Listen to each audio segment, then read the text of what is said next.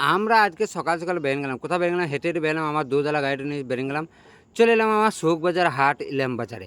ইলাম বাজারে শোকবাজার হাটায় আসার পর পায়রাগুলোকে আমি তোমাদেরকে দেখাবো। এখানে সিরাজি রয়েছে, মখি রয়েছে, আর এখানে কিছু দেশি পয়রা রয়েছে। আর এখানে লটকাগুলো এত সুন্দর সিলভার কালারে, কি বলবো, মানে সিলভার কালার কী করে করেছে কে এনে, স্টিলের মানে রং করেছে কে এনে।